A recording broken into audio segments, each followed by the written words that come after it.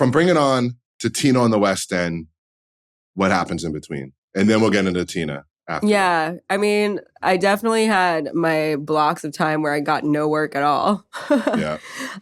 Like you do. And it's important to talk about those parts because they exist. How'd you survive during this time also? When I tell you I was going to like make phone cases for Etsy, I started doing voiceover work. I became the voice of Maybelline, which is crazy. That's good money.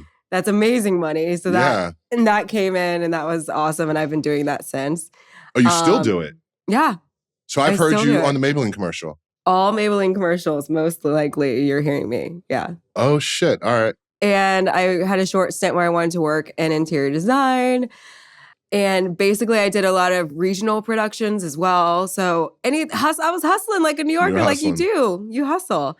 And that's what I did. Hitting the streets. Yeah. And then I did one Broadway show in between called Shuffle Along with George C. Wolfe, Billy George. Porter, Audrey McDonald. Wow. Brian Stokes Mitchell. It was a crazy cast. Wow. And that is actually how Savion Glover was our choreographer. How was that?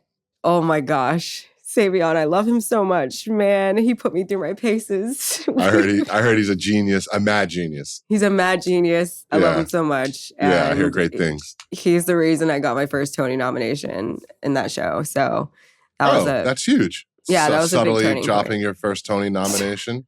That was a big turning point for sure, yeah. How was your first Tony Awards as a nominee? It was I lost. It was amazing. Most people lose, Adrienne.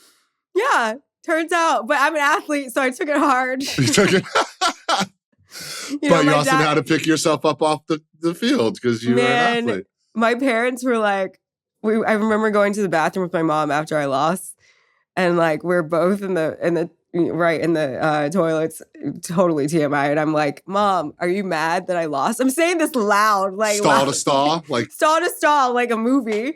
Oh my goodness. And she's like, no, I mean, I'm a little upset because, they didn't have to do what you had to do. You had to like do Savion Glover's choreography and blah, blah, blah. I was like, don't worry, Mom, I'll get one. I literally said that. I have no idea why I said that, but I just wanted to assure her. I was like, you're upset. I got you. I'm going to get it. I got this, Mom.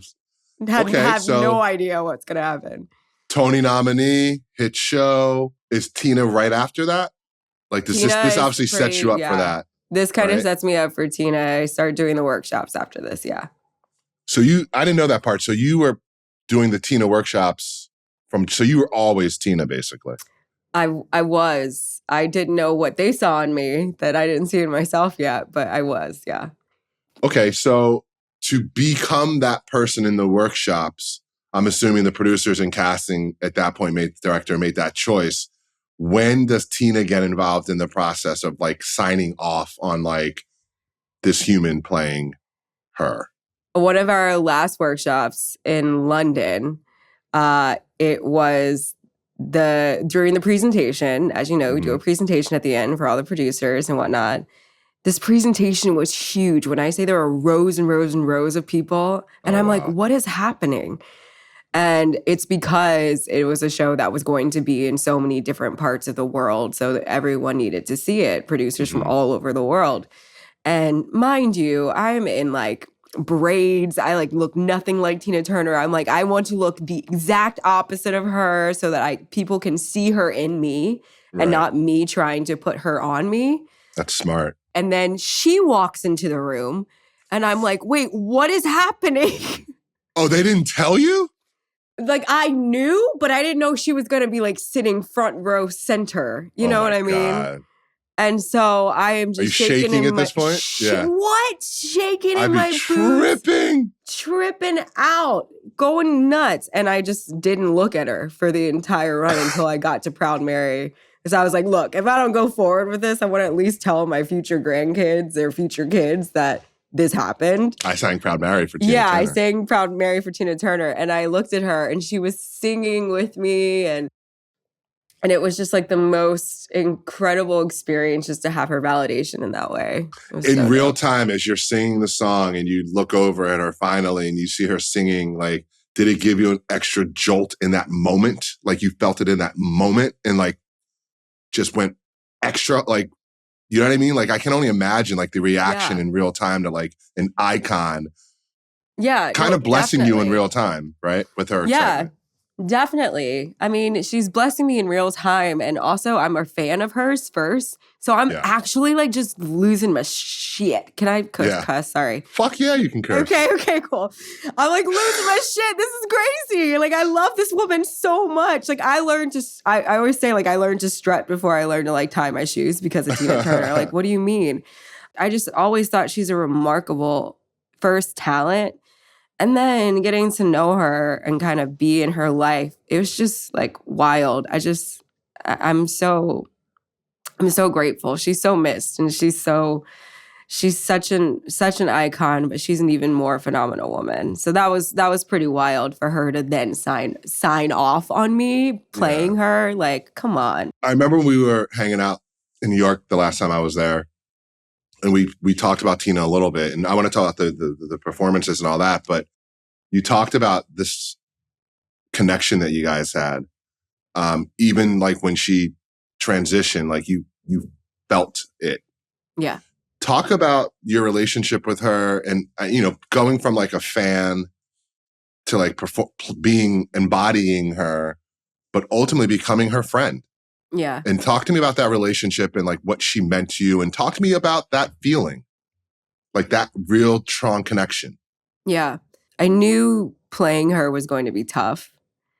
And just because she's unmatched talent, and her strength is out of this world. And I was going to have to do that multiple times a week. Yeah. So first she kind of became a coach to me. She was the person who was teaching me how to be her. Mm-hmm. And she was tough on me. Like, she would teach me a dance move and she'd be like, nope, not like that, like this. And she would then stand up and do it with me. In her 70s. Yeah. She would tell me the truth about my vocals. She was just so brutally honest in the best way that like all the OGs used to be that you really appreciated. Mm-hmm. But like it was tough, and you went home and you were like, crap, I'm not good enough. Like but anyone else said is you want to fight them. Yeah, right. Exactly. but these are people you admire. This is a woman that I looked up to my entire life before even knowing her. So I knew what responsibility I had playing her. And so she was a coach at first. And then when I had to get into the psyche of Tina Turner, I had to ask her questions about some very difficult parts of her life.